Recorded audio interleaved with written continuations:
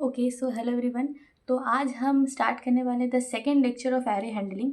पहले के वीडियोस में हमने पढ़ा था कि व्हाट इज़ एन एरे, कितने टाइप्स ऑफ एरे होते हैं। अभी कितने टाइप्स ऑफ एरे होते हैं हम अच्छे से लिखने के नहीं पढ़ा है, तो will be backing off to that part कि इनिशियलाइजेशन क्या होता है, डिक्लेरेशन क्या होता है, उन दोनों के बीच डिफरेंस क्या होता है। Will be talking about that.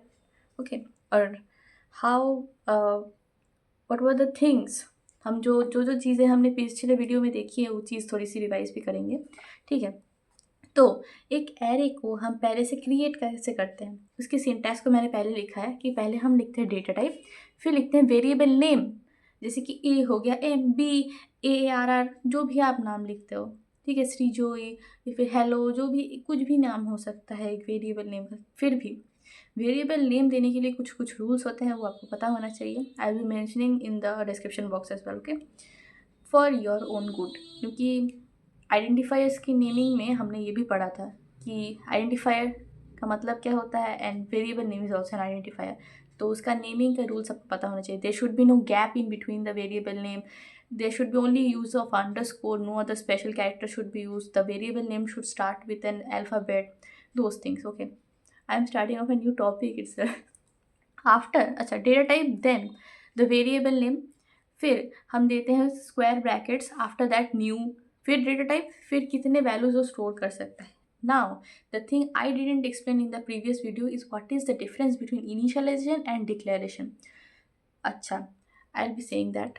Okay, इसमें देखें, for example, I hope you can see that. For example मैंने लिखा int A bracket square bracket semicolon. अच्छा, ये होता है declaring an array. Declaration means declaration means that we don't know what type of, मतलब how many values it will store. हमें नहीं पता है कि कितने वैल्यूज इसमें स्टोर होने वाले हैं, हमें बस इतना पता है कि कौन सा डेटा टाइप ये होने वाला है। और एक ए नाम का एरे हम लेने वाले हैं और उसका डेटा टाइप इंट होने वाला है। इसका मतलब इंटीजर डेटा टाइप के सारे एलिमेंट्स इसके अंदर होने वाले हैं, लेकिन हमें ये नहीं पता है कि कितने वैल्यूज होने वाले हैं इसके अंदर और क्या क्या वैल्यूज हैं। That is known as declaration. ठीक है। अभी इनिशियलाइजेशन क्या होता है? इनिशियलाइजेशन होता है ये गोटा स्टेटमेंट जो हम लिखते हैं, ये है इनिशियलाइजेशन। अभी और एक चीज़, इनिशियलाइजेशन इसे भी कहते हैं। और एक बात, जो हम ऐसे स्टेटमेंट्स लिखते हैं डायरेक्टली वैल्यूज़ हम इसके एंटर कर देते हैं, उसको बोलते हैं यूज़र इनपुट। हम नहीं ले रहे हैं, मतलब यूज़र खुद से नहीं दे रहा है, मैं प्रोग्रामर इटसेल्फ इसको प्रोग्राम में डाल रहा है। ठीक है, तो एक्चुअल वैल्यूज़ के साथ जब हम इसको लिखते हैं ऐसा स्टेटमेंट, इसको भी इनिशियलाइजेशन कहते हैं। Initialization with actual values, okay. How many different types of arrays are there we had read in the previous video as well, लेकिन हमने अच्छे से लिख के नहीं पढ़ा था, इसलिए मैंने इसको यहाँ पे भी डाला है। One is an integer data type, integer array type which will store all the integer values in it. Then is fractional, मतलब फ्लोट, डबल यहाँ पे स्टोर होगा। Then is character, character data type. What is an difference between an character integer, पता है ना आप लोग? Character होता है एक अल्फाबेट। फॉर एग्जाम्पल, जो सपोज एक वर्ड लिया हेलो, एज उसमें एक कैरेक्टर है। String is a set of characters, और एक कैरेक्टर मतलब सिर्फ एक कैरेक्टर, अल्फ़ाबेट हो जाए तो फिर ये कैरेक्टर होता है। कैरेक्टर को हम रिप्रेजेंट करते हैं with char data type. Char M bracket equals to new char 10, मतलब इसमें 10 वैल्यू स्टोर होंगी। ये स्टेटमेंट कौन सा है? ये होता है इनिशियलाइजेशन स्टेटमेंट। डिक्लेरेशन होता है ये, जहाँ पे हमें नहीं पता है कि कितने वैल्यूज़ होने वाले हैं। ठीक है, तो यहाँ पे मैंने चारों के फॉर्म्स लिख दिए हैं कि कैसे चारों डेटा टाइप्स में हम इनिशियलाइज करेंगे, ये मैंने लिखा है। ओके, मैंने और एक इस चीज़ में यहाँ पे लिखा था। अच्छा, और एक चीज़ मुझे बोलना है कि सपोज ये जो स्टेटमेंट मैंने लिखा है इंट ए ब्रैकेट, तो ब्रैकेट अगर मैं आगे भी डाल दूँ, ए इक्वल्स टू न्यू इंट 5 लिखूँ, सेमी कोलोन देना है, डोंट फॉरगेट दैट।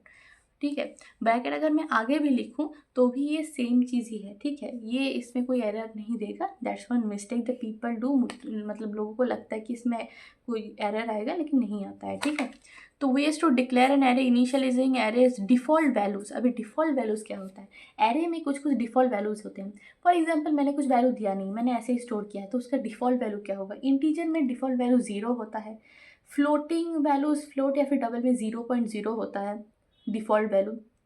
कैरेक्टर में इन कोट्स हैश यू 4 ज़ीरोज़ के एट द एंड, ये होता है डिफ़ॉल्ट वैल्यू। और बाकी में नल, कैर में वो होता है, और स्ट्रिंग और बाकी सब डेटा टाइप्स में नल होता है default value if you don't assign any value to it. Okay, next आता है fixed and dynamic. Fixed and dynamic size, fixed and dynamic size, for example this is the dynamic size, we don't know what is the main fix size of it, मैंने हमने नहीं दिया है। लेकिन इसमें देखिए मैंने साइज यहाँ पे दे दिया है कि 5 एलिमेंट्स होंगे, इसमें 10 एलिमेंट्स होंगे, मैंने दे दिया है इसमें। मिस्टेक्स बता दिया। अच्छा, मिस्टेक्स में और एक चीज़ मुझे बताना था, दैट इज़ सपोज मैंने यहाँ पे इंट ए ऐसे लिखा है, फिर मैंने लिख दिया ए 1 2 3 4 5, दैट्स नॉट अलाउड। एक साथ करना है, ठीक है। स्मॉल प्रोग्राम्स फिर हम करेंगे सेपरेट वीडियोस ऑन दैट, कि कैसे एक एक स्टेटमेंट हमें इम्प्लीमेंट करना है, एक एक स्टेटमेंट का मतलब क्या होगा, will do that. So till then, thanks for watching.